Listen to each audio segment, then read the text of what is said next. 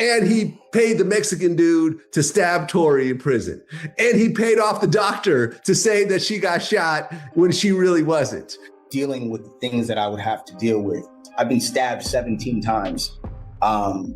Almost lost my life. It's been decided, and the judge blatantly showed on that day that it really didn't matter what anybody said. It was supposed to be a forum in which it would be decided based on all the extenuating circumstances, etc. But it had already been decided behind closed doors. Y'all, I don't know about this one. Listen to this. They're saying Jay-Z allegedly has inmates on payroll making moves for him from behind bars. That's what one insider who's locked up is claiming. And hold up, it only gets crazier from here. New court filings are now raising serious questions about whether Jay-Z had anything to do with what happened to Tory Lanez inside prison. And I'm not talking about random rumors anymore. I'm talking about a brutal incident that left him with a collapsed lung, permanent scars, and now a $100 million lawsuit pointing straight at system-level failure. After he was assaulted by an inmate last year in a prison, Tory Lanez is now suing the California prison system for $100 million. So, after he was attacked by another inmate last year while locked up, Tory Lanez is now suing the California prison system for $100 million. Yo, what's really wild, listen to this, is that Tory didn't just get hit once. It kept happening again and again. And now, those same court documents are claiming he was placed right next to an inmate who should have never been anywhere near him in the first place. Tory Lanez is in jail, and he ended up getting stabbed 14 times. How is he in G-pop?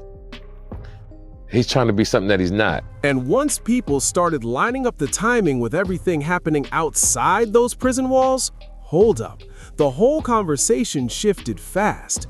So now the question isn't just what went down in that cell, it's who needed Tory Lanez silenced that badly. Well, let's get straight to that moment. Not the trial, not the industry chatter, the actual attack itself. According to the lawsuit, Tory says he was stabbed 16 times inside a California correctional facility, leaving him with 2 collapsed lungs and serious facial injuries. And listen, this wasn't just some random fight breaking out. He's claiming prison staff failed to protect him. Guards were nowhere in sight, and the response came way too late. The inmate accused, Santino Castillo, reportedly had a violent history, meaning he should have never been placed anywhere near someone like Tory in the first place. Now, if we're really looking at this situation, where a high-profile artist, already a known target, gets placed next to someone dangerous and then attacked with no immediate protection, that's when people start asking, was this really a mistake, or was somebody looking the other way on purpose? Now, before we even circle back to the trial, you've got to understand what Tory was doing right before all this.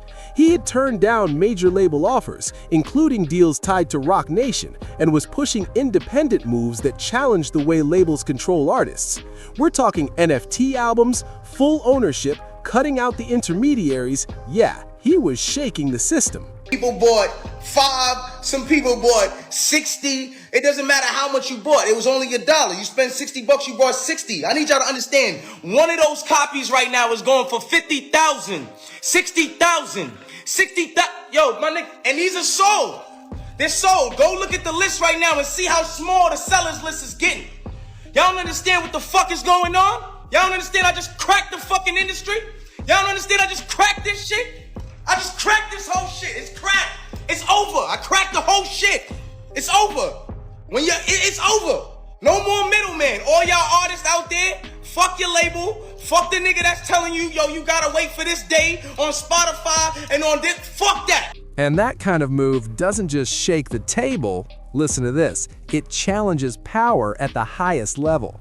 Now look at how it all lines up. He steps away from the system, moves independently, and then suddenly the pressure starts piling up.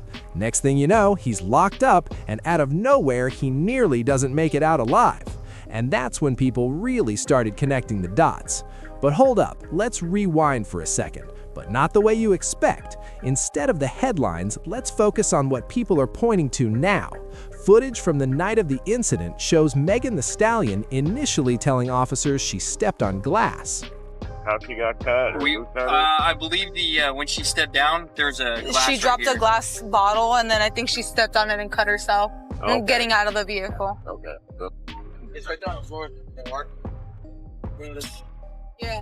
That clip flipped the conversation all over again because people are now asking why the story kept changing over time. Then you've got claims floating around online that Kelsey's bodyguard said Kelsey was the shooter, not Tory Lanez. But listen, not everything online is confirmed. What really matters is how all these claims keep stacking on top of each other, and suddenly what once looked like a clean-cut case starts feeling way more complicated. Now hold up, here's where it gets even heavier. The Supreme Court of the United States already shut it down, so Tory's case isn't getting another review. Okay, so first up, Tory Lanez just took a major L in court. The California Court of Appeals denied key parts of his attempt to overturn his conviction for shooting Megan Thee Stallion. So yeah, that's it. No second chances, no retrial, no new evidence getting heard. And the moment that door shuts, boom, Tory Lanez gets stabbed. The timing? Yeah, people are looking at this real sideways. After that, some online fans were actually sending money to the accused inmate, calling it a thank you. Let that sink in. A man almost loses his life, and parts of the internet are out here celebrating it. And once that started trending, the whole tone around this case shifted heavily. Because now it's not just about facts anymore, it's about narratives. And listen, things get even messier from there. DJ Vlad came out and admitted he posted a fake tweet about Tory and Rock Nation just to show how easy it is to manipulate public opinion. I got paid by Rock Nation. Jay-Z paid off the jury, and he paid off the judge and did a verse for the judge's grandson. Whatever stupidity you put out there, there's going to be millions of people that eat it up. And I was right. And that right there flipped everything again, because now people are sitting back like, hold up, if fake narratives spread that easily, how much of what we've seen is even real? Now this is where it starts feeling way bigger than just one situation. Online, people are now claiming Rock Nation and Jay-Z influenced the case, from how the jury moved to how the media framed it. But let's be clear, these are allegations, not proven facts. What really matters is how often that name keeps popping up in the conversation. And now, with Tory Lanez nearly losing his life inside prison, those same accusations are being pulled right back into focus, because people are asking one simple thing. If someone wanted him quiet, what's actually stopping them? Now step back for a second. Jay-Z isn't just tied to music. His influence stretches into politics too. He co-founded the Reform Alliance, which has worked with Gavin Newsom on criminal justice reform laws. So now you've got industry influence, legal connections, and policy-level reach. And when people see that, you already know they start asking deeper questions, not just about what happened, but about who really has the power to shape outcomes behind the scenes. And listen, this isn't even the first time conversations like this have come up. Ice Cube once spoke on how top-level artists can control or trap newer artists in systems that can lead them down dangerous paths. People who own the labels own the prisons. Literally the same people? Literally the same people who own the labels own private prisons. The records that come out are really geared to push people towards that prison industry. But they didn't make you write those lyrics. It's not about making somebody write the lyrics. It's about being there as guardrails to make sure certain songs make it through and certain songs don't. So when people look at Tory Lanez's situation now, they're not seeing it as some isolated incident anymore. They're seeing a pattern. Now go back to that prison cell. Same facts, but listen, they hit way different after everything you just heard.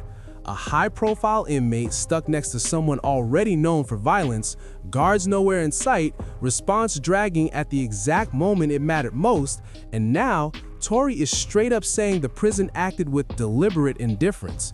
But once you connect that with everything people are talking about outside those walls, that word indifference starts to hit a whole different way. So here's what really caught people off guard. Tory Lanez actually made it out alive, and his father came out saying he's recovering and even doing better than expected. The reports in the hospital is that he is doing remarkably well. But surviving doesn't erase what happened. It just means the story isn't finished yet.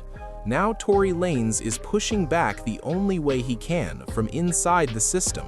He's fighting a $100 million lawsuit, asking for $1 million for each wound, and another $10 million specifically for the damage done to his face. He's also claiming his songbooks were taken while he was recovering, books that allegedly held unreleased material with major value. Now, this isn't just about violence anymore. It's about loss, control, and who really benefits when both happen. And that brings everything full circle. You've got a controversial conviction, a denied appeal, a near-fatal prison attack, and growing allegations pulling powerful names into the same conversation. And now court documents exposing failures inside the prison system are making people look at everything differently. Because the real question isn't just what happened to Tory Lanez. Was this just a system failure, or did someone make sure he didn't walk out the same? So now I gotta ask you, Chad, why was he placed with that inmate?